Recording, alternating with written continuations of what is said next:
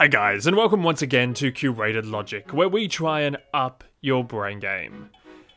Today, we are stepping back in time 5 years to 2016, where a puzzle game came out that really made a splash.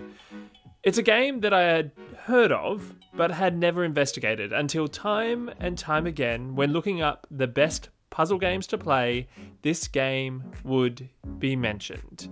And I thought, you know what, I have to give this a go. That game is Jonathan Blow's The Witness. Inspired by Myst, which is a game I know I have played some of, but definitely need to go back and play properly, The Witness is an open world puzzle game that plops you on an island and tells you to explore. Whilst, as you get more done, sometimes the exploring part of the game can be a little laborious, the game is about the puzzles, and it is the puzzles, minimalistic in look but often complex in design, that make this game not only one I am very happy to have played, but also one to which I know I will return.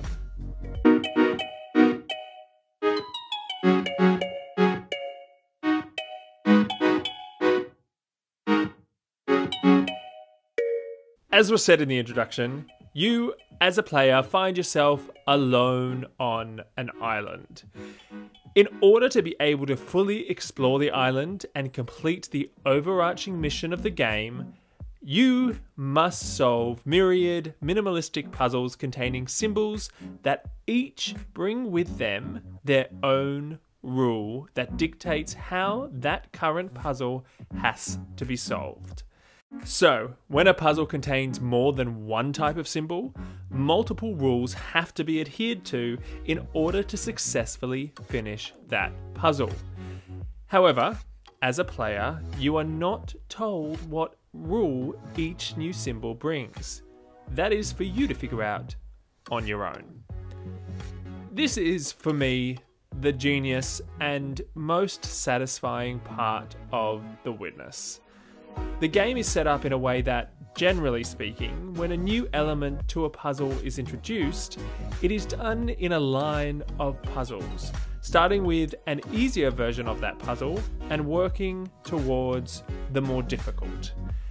The gradual increase in difficulty is done not only in order to progressively make the game harder, of course, but more importantly, to assist you as the player learning how each symbol works in terms of solving puzzles.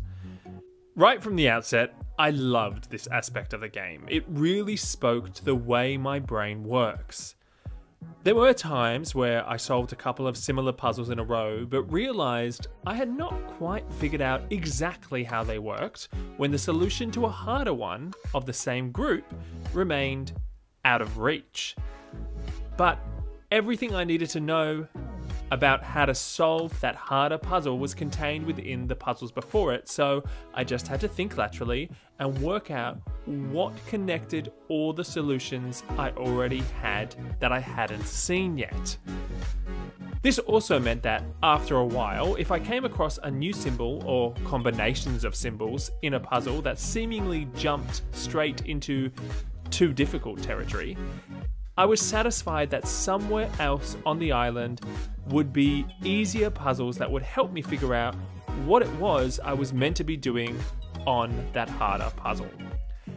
As such, this provided the best of both worlds. The game definitely didn't spell out what to do and left me to my own devices, and it also built within me a feeling of security that I could work things out and that everything I needed was somewhere on the island. I just had to find it. I must say though, it was in the finding of the puzzles that I ran into a little frustration at times. Less because the puzzles were hard to locate, and more because the movement through the game provided a couple of issues. First, the island is both big and small at the same time. At the beginning, the exploration of the island is enjoyable, and the really lovely artwork and scene-setting soundscape helps make that exploration even more of a joy. The colours and attention to detail are really commendable, and the simplicity of the puzzle design is not only a feast for the brain, but also really soothing for the eyes, well, at least from my point of view. However, as you progress through the game, there are often times where you want to make your way back to a certain location you were at before, at times hard to find, and the last thing you want to do is run from one side of the island to the other, or even take the boat, which at times just felt really slow. Both of these options felt laborious at times, and for me, took away from the experience, albeit only a little. To be fair though, I think that being able to transport from previously found location to previously found location would have been also possibly disruptive to the flow of the game. So I don't have a solution for how to make it better. I just know that this really did become a little tiring. The second issue with the movement actually added to this frustration, and until I was able to solve it, which I will tell you how I did later, I was sometimes only able to play the game 20 minutes or so before having to stop. This issue was motion sickness. This is something I have never experienced before, not when playing a game nor anywhere else in life, so it was really strange for me to get my head around initially. The first couple of times, it took about an hour before it came on, but as I had to move more frequently around the island, more frequently I also had to take breaks from playing. Although I thought that perhaps this was just something I personally was experiencing, after a number of times of it happening, I decided to look it up and found that this is a problem that many people have when playing The Witness. Luckily, eventually I was able to find a Reddit post that suggested a couple of things that did indeed help. The first is enabling the reticle through the options page.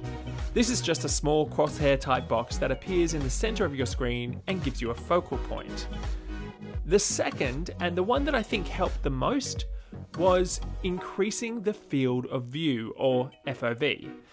This too is available to change in the options, and for me it started somewhere around 80 degrees and I increased it over time to 110 degrees, which is where it really seemed to do the trick.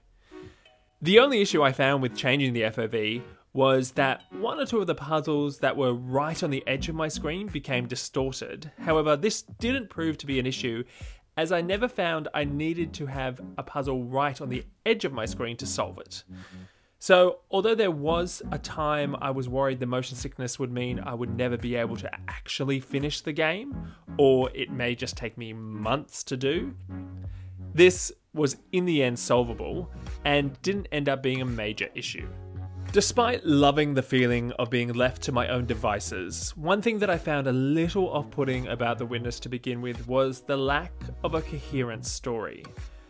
Even as I got further into the game, I wasn't sure whether I was meant to be connecting dots with different elements to discover an overarching story, or if there wasn't one at all.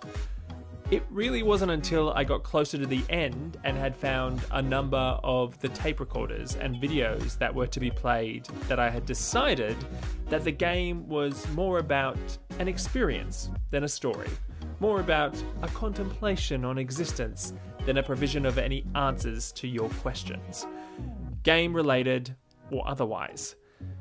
I can imagine for some people this may feel pretentious, and the lack of structure making the game feel incomplete, but for me, I like the way it made things feel open-ended and raised questions and thoughts within me via each new quote or speech by someone well-known that was heard. To me, it felt like life. No one has the answers. We can only listen to ourselves, others, and the world around us, and reflect on what we have heard and learnt, and try to reach our own personal understandings from that. As I say that out loud, although it does indeed sound really wanky, I think that it's true. As for another smaller point about the game, in terms of the symbols that make up the puzzles, trust me when I say you will want to keep a record of each one and what their accompanying rule is. Too many times I reached a new puzzle, saw it contained a symbol I had used before, but could not for the life of me remember what that symbol meant as to solving the puzzle. I think that perhaps some sort of note-taking ability would have been a good addition to the game in order for you to not have to re-figure out what to do with a symbol, or have to run to a completed puzzle to refresh your memory. But once again, this is in no way a deal breaker. At the end of the day, what I wanted from this game was the puzzles, and it is definitely about the puzzles. According to the internet, there are around 650 to solve on the island, but as I found, it is not necessary to solve them all in order to finish the game. Although the main mechanism of each puzzle is the same, that being you have to draw a line from beginning to end of a maze-like diagram, the new rules each symbol brings, the inclusion of sound and multiple visual elements, really allowed for the puzzles, for me at least, never to feel monotonous, and always upped the way they tested my brain. And for this, I have to thank the game and its creator. I ended up playing for around 30 hours and solved 450 or so puzzles before completing the game the main way there is to complete it. But I will be going back to try and find and finish all the other puzzles as the completionist I am. So, with a few minor flaws in there and my experience of motion sickness one I'd rather never have to repeat, I have landed on a score of 8.5 out of 10 for The Witness.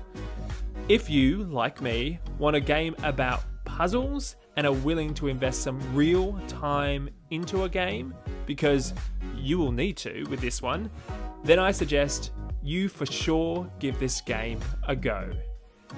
Even just for the smile and personal satisfaction-inducing revelatory feelings that are invoked every time you figure out what a symbol means, this game is worth it.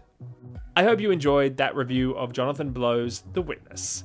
If you have played The Witness before and have your own feelings on it, please share them with me in the comments below. And if there are any other particular games you want me to play and review, you can also let me know down in the comments below. If you want to continue upping your brain game, please like and subscribe to Curated Logic here or on any of our other socials. I hope wherever you are in the world, you are keeping safe and happy. Until next time, keep upping your brain game and have fun. See ya.